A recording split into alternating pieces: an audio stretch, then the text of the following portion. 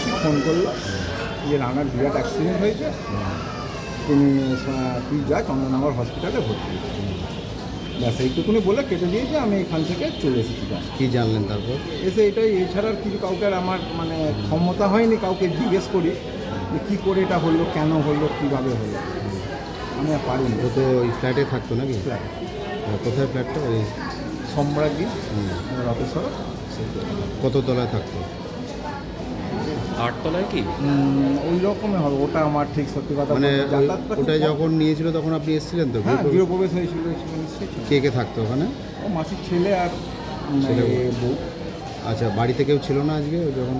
না, মাসির ওয়াইফ তো ইয়েতে গেছে, একে খাইয়ে টিফিন খাইয়ে, বাবা না দাদার শরীর খারাপ গেছিলো ওখানে আনতে।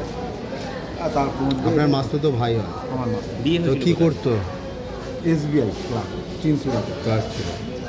আজকে অফিসে যায়নি? আজকে অফিসে যাওয়ার আগে এটা হয়েছে। আমি তো এত ডিটেলস জানি না, তার কারণ হচ্ছে আমি এর সঙ্গে একসঙ্গে থাকি না, অথবা আমি জানি না। যেইটুকুনি আমি ইনফর্ম পেয়েছি সেইটুকুনি আপনাকে আমি না, ওখানকার বাসিন্দা বা পুলিশ যেটা সেসব আমি বলছে এখন কিছু জানি না। যে উপর থেকে পড়ে গেছে বা আমি এইটাই শুনেছি অ্যাক্সিডেন্ট হয়েছে, এইটুকুনি পড়ে গেছে, এসে এখানে শুনেছি। আমি আর কাউকে কিছু জিজ্ঞেস করতে পারিনি, আমি বারবার বলছি। না, ডিটেলস ফ্যামিলিতে কোনো সমস্যা ছিল কি না? না, সেরকম কোনো কাজের সমস্যা জায়গায় না, সেরকম শোনেননি? সেরকম আমার কাছে কোনো ইনফরমেশন নেই। কিন্তু ওর এইটা তো সেকেন্ড ম্যারেজ নাকি? হ্যাঁ, এটা সেকেন্ড। আচ্ছা, আগের ম্যারেজটা কী হলো? আগেটা ডিভোর্স হয়ে গেছে। কি নাম? শোভন সিং। শোভন শীল।